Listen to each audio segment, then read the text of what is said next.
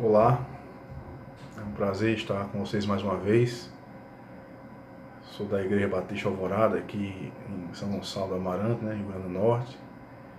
E damos graças por essas oportunidades que o Senhor tem dado, tanto a mim como a todos nós, de estarmos estudando a Palavra de Deus.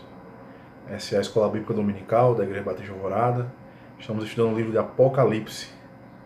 Todo o livro de Apocalipse, analisando parágrafo a parágrafo, texto a texto, conforme as nossas possibilidades. E o Senhor tem nos abençoado até aqui, Então os vídeos estão gravados no canal do YouTube. Se você que ainda não é inscrito, se inscreva. Dê um like, Curta e compartilhe aí os vídeos para espalhar cada vez mais a palavra de Deus. O Apocalipse faz parte da dieta do cristão. Então eu quero orar. Senhor meu Deus, obrigado por estarmos em Tua presença. Nos ajuda nossas fraquezas, nossas falhas, perdoa os nossos pecados, Senhor. Tem misericórdia de nós. Deus Pai, ilumina nossa mente, nossos corações e abre nossos ouvidos, o nosso entendimento, nosso coração para a Tua Palavra. Abra as portas do céu, Senhor, da Tua Palavra e ministra aos nossos corações uma palavra, Senhor, através desse instrumento, em nome de Jesus. Cumpre Tua vontade em nossas vidas. Amém. Bem, estamos lendo o livro de Apocalipse e analisando, Já estamos hoje, será o capítulo 6, versículos 1 a 8, que são os 4 cavaleiros de Apocalipse, que correspondem aos 4 primeiros selos, A abertura dos 4 primeiros selos. Mas antes disso, vamos a alguns pontos introdutórios, que foram vistos desde as primeiras aulas, para que você se situe, Você que está chegando agora e você perdeu o fio da meada, possa se situar conosco, Então, revisando alguns pontos introdutórios, o objetivo remoto do livro é prever o que vai acontecer pela vontade de Deus. E como as pessoas vão reagir a isso. Deus sabe como seus inimigos vão se comportar, aqueles que se opõem a Deus, E mesmo assim, ele nos assegura a vitória final. Apocalipse é a declaração da nossa vitória. A narrativa do livro ela não está em ordem cronológica, não é por ordem de tempo. Mas o João ele volta aos mesmos pontos algumas vezes, olhando às vezes o mesmo fato, dando um zoom, às vezes até dando um zoom naquele fato, mostrando mais detalhes, com mais intensidade. Então, mas apesar da ordem não ser cronológica do livro, há alguns detalhes que nos dá a entender um cálculo de tempo, sim, para alguns juízos, alguns eventos futuros, proféticos, um cálculo de tempo, de quanto tempo eles vão durar.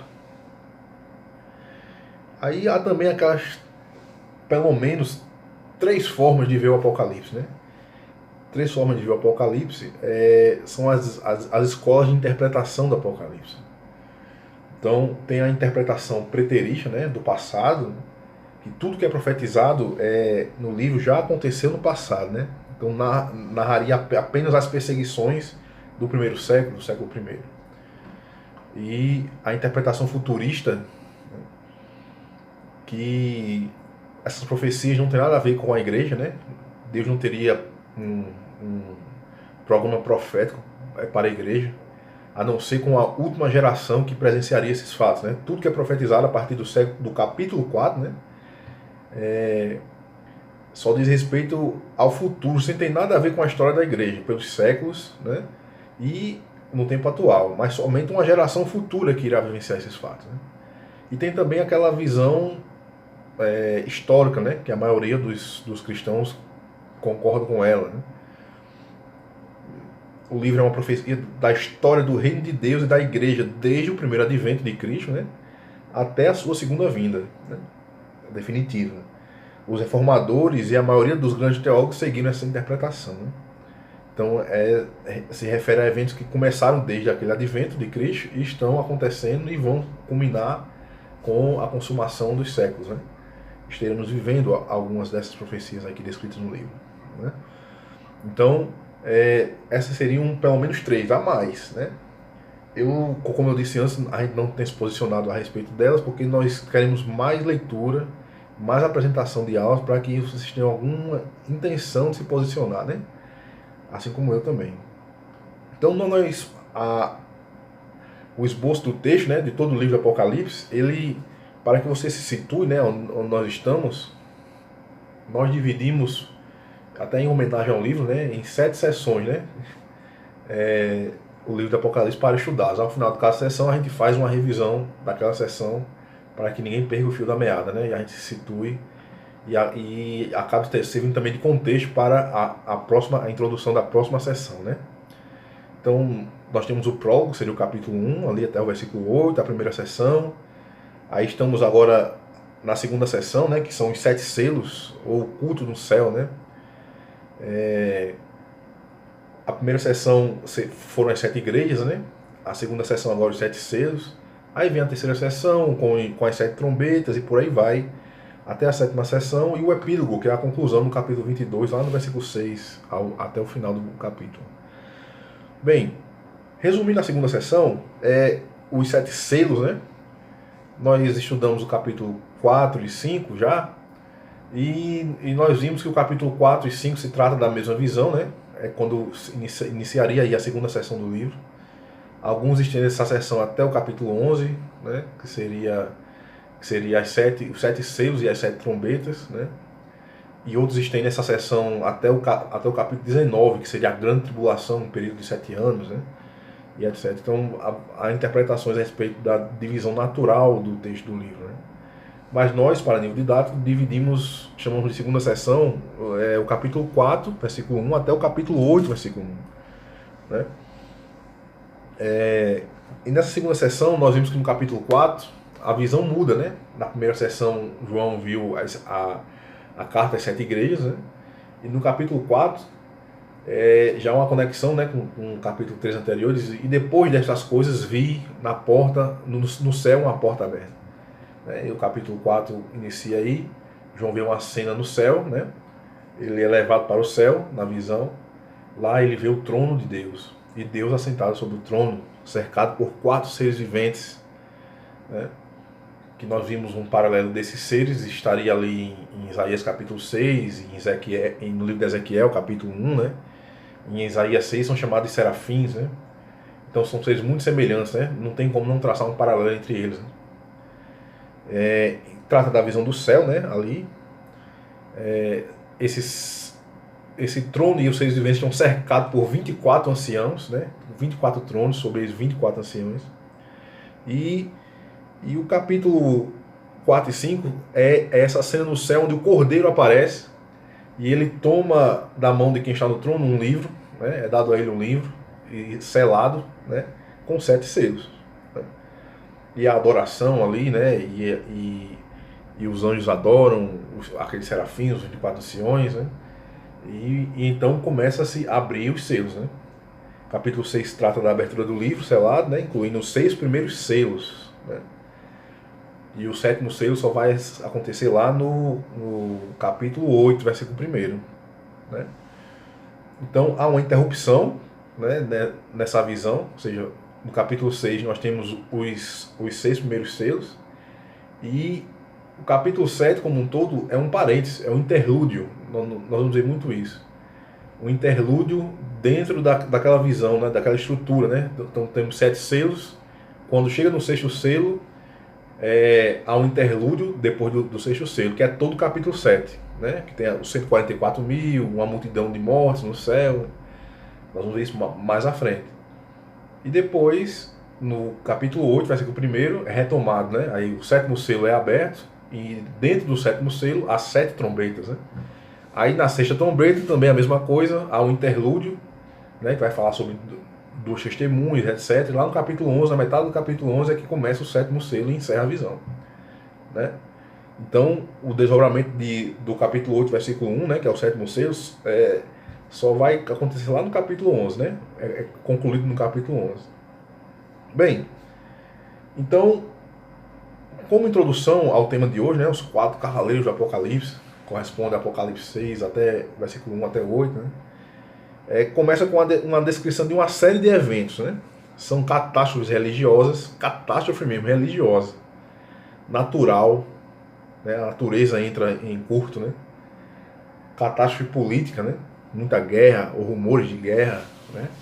Muita instabilidade, né, nos governos humanos, catástrofe econômica, né, e até espirituais, né? Vamos ver que o inferno e também seres espirituais malignos são citados, né, daqui para frente. Então, tudo que quase ao mesmo tempo, né? Semelhante ao que Jesus adverte em Lucas capítulo 21, por exemplo. Jesus disse que haverá sinais no sol, na lua, nas estrelas, né? Sobre a terra haverá angústia das nações, em perplexidade pelo bramido do mar e das ondas, né? Maremotos. Os homens desfalecerão de terror e pela expectação das coisas que sobrevirão ao mundo, porquanto os poderes do céu serão abalados, né? Perplexidade aí no grego, né? Significa aí um beco sem saída, né? As nações não vão encontrar meios de escapar das suas dificuldades. Vai ser impossível escapar, né? E o que acontece, né? Os 4 primeiros selos, no capítulo 6, correspondem aos famosos 4 cavaleiros do Apocalipse, né? Como já falamos. E o que acontece? Os cavaleiros eles são respectivamente o branco, é o primeiro selo, né? O vermelho é o segundo selo, o preto é o terceiro selo e o amarelo é o quarto selo, né? A cor em questão, ela refere-se aos cavalos, não ao cavaleiro sobre eles, né? E ela não representa o caráter dos cavaleiros, né? Mas antes a natureza da missão de que eles estão incumbidos, né?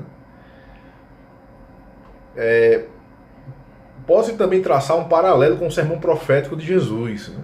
Sobre o final dos tempos, como em Mateus 24, 25, Lucas 21, Marcos 13, né? O sermão profético de Jesus sobre o final dos tempos, as últimas coisas.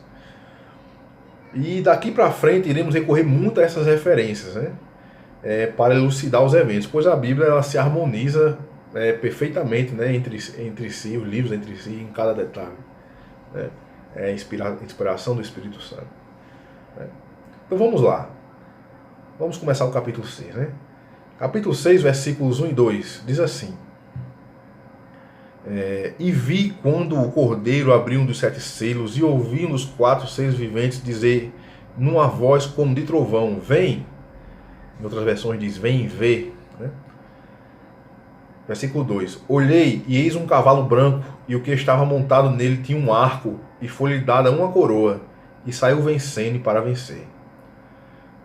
Olha aí, primeiro a cena da abertura do selo, né?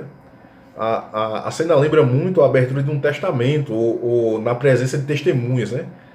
As testemunhas é quem selaram o testamento, então cada selo era um selo diferente de cada testemunha ali, e quando o testamento ia ser lido, esses selos iam sendo quebrados, todos quebrados, o testamento era aberto de uma vez só, né? Na presença dessas testemunhas ou de seus herdeiros, né? De seus representantes. Então, ou se trata de um rolo, né? Um rolo, a imagem de um rolo desenrolados por partes, né? Quebrava um selo, desenrolava a primeira parte, era revelada a primeira parte. Quebrava outro selo, revelava-se a segunda parte, e assim sucessivamente. Então, esse livro selado, né, era sendo aberto pelo cordeiro, né?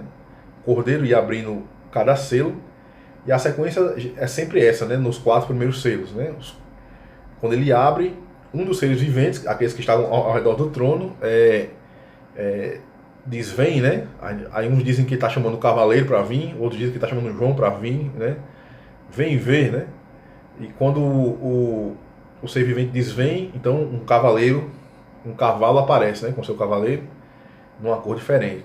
Vamos ver cavalo a cavalo, né? Caso a caso aqui. Esse primeiro e ouvi um dos 4 seres viventes dizendo numa voz como de trovão, né? Vem. Geralmente se coloca em ordem aqui os seres viventes, né? Pela ordem que João viu, descreve os seres viventes no capítulo 4, esse primeiro ser vivente seria o que tem o rosto de leão, né? E o segundo seria o de novilho, o terceiro de rosto de homem e o quarto o rosto de uma águia, né? Quando está voando. Então, isso não está claro aqui, né? Qual ser vivente é o que diz, o que diz vem, né? Mas pela sequência se deduz isso. Quase todos os comentaristas deduzem isso, né? Mas isso não teria nenhuma importância para a interpretação dessas passagens, né? Até não se vê nenhuma ligação, né, dessas passagens. Então, nos 4 primeiros selos a sequência é sempre a mesma, né? O cordeiro abre um selo, no seio vivente chama, um cavalo aparece com uma missão, né? E qual é a identidade desse primeiro cavaleiro, né? O cavaleiro branco, né? Olhei e eis um cavalo branco, e o que estava montado nele tinha um arco, e foi-lhe dada uma coroa e saiu vencendo para vencer. Qual a identidade do primeiro cavaleiro? Né? Seria Cristo, representando Cristo aí? Seria o anticristo, né? O grande inimigo de Cristo que vai se manifestar, né? Alguém ou algo benigno ou maligno, né? O que é o cavaleiro branco? Então, nós temos algumas pistas aí, né? Primeiro, se nós compararmos com os demais cavaleiros, né? Todos são sinais proféticos e não pessoas específicas, né? Então, o primeiro cavaleiro ele não faria referência nem a Cristo nem ao anticristo, mas sim a um conjunto de eventos, né? É um sinal profético. Segundo, não há um consenso tão amplo sobre a identidade do cavaleiro, né? do cavalo branco entre os comentários bíblicos. Geralmente se recorre a uma comparação com o capítulo 19, que esse aí sim seria comparando a Cristo, né? Comparando a Cristo.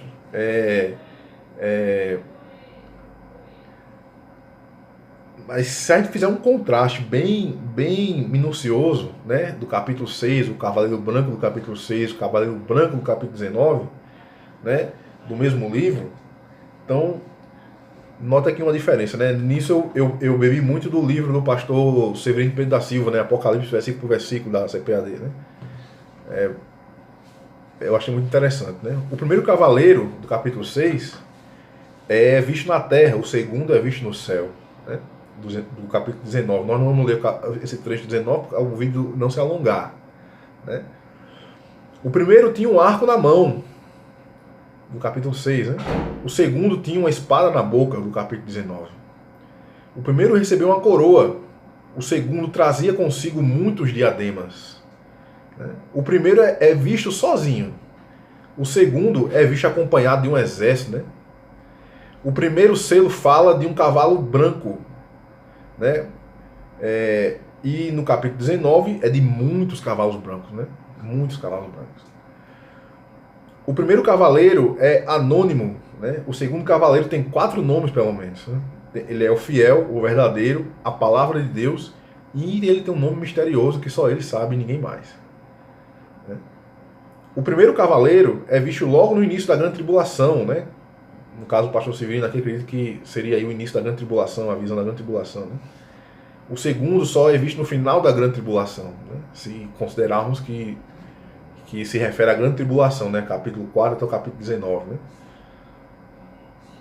Somente eles têm em comum a cor dos cavalos, né? O resto tem sempre um contraste, né? E uma terceira pista além de comparar com o sermão profético de Jesus, né? Como nós já citamos aqui, Jesus começou a dizer-lhes: acautelai-vos, ninguém vos engane. Muitos virão em meu nome, dizendo, sou eu, e a muitos enganarão, né? Ou seja, uma crise espiritual, né? Falsos profetas, falsos cristos, né? Logo, o desdobramento disso é falsos evangelhos, que produzem falsos cristãos, né? Daí a grande quantidade de escândalos, né? Vexames, né? E o amor de muitos se esfriando. É um sinal espiritual, né? Um sinal espiritual.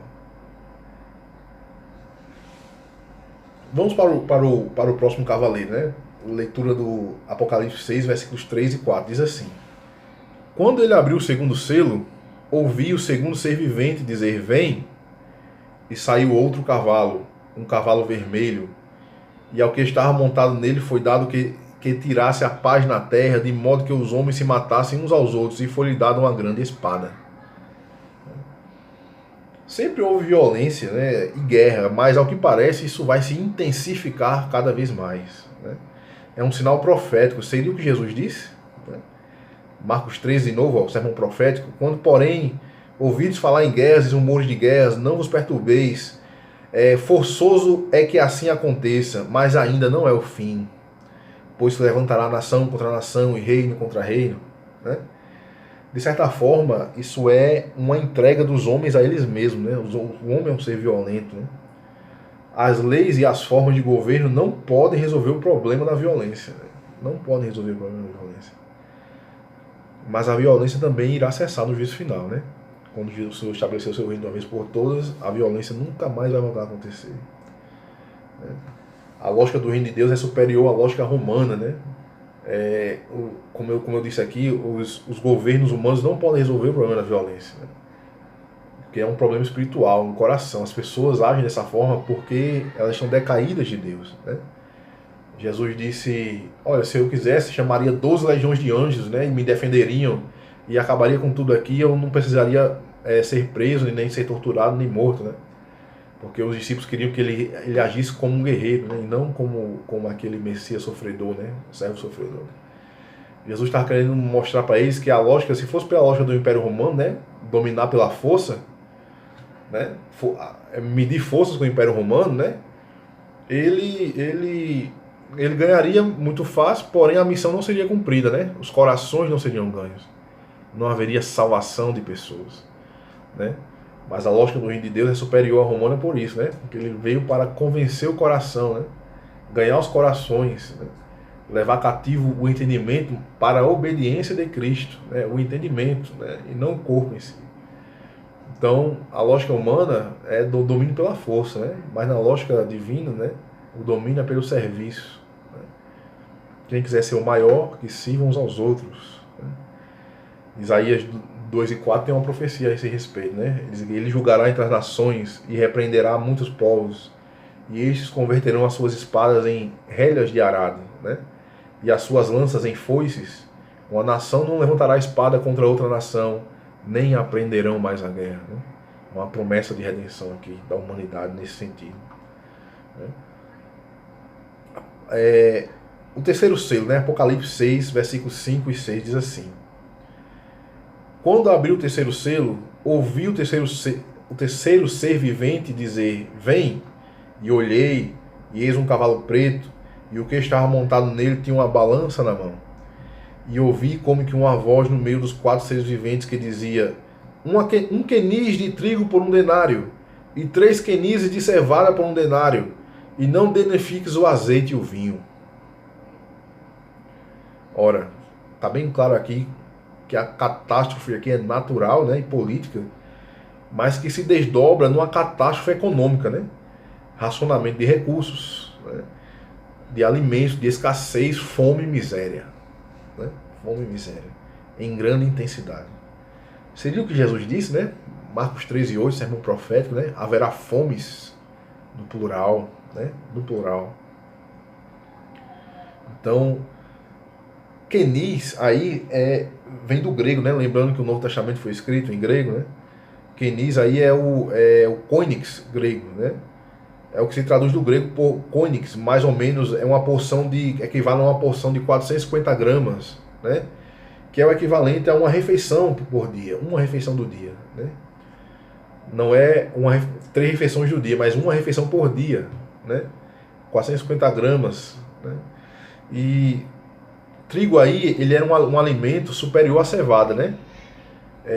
O denário era o salário de um dia para os romanos, né? de um dia trabalhado, né? Então o denário era o salário equivalente a um dia trabalhado entre os romanos, ou seja, um salário de um dia valia só uma porção de trigo, ou talvez 3 porções de cevada, né? Que é um alimento mais inferior, né? Então não danifiques o vinho e o azeite, né? Isso indica um racionamento do vinho e do azeite, né?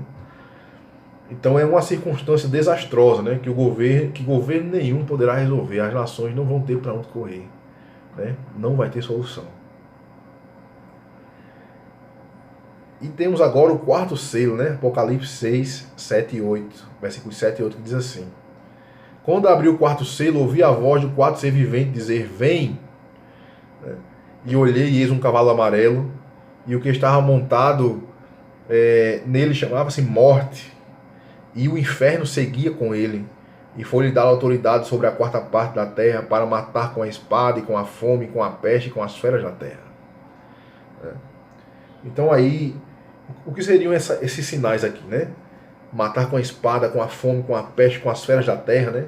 Autoridade sobre a quarta parte da terra para matar, né? A morte estava sobre este cavalo, né? O amarelo aí, a cor amarela,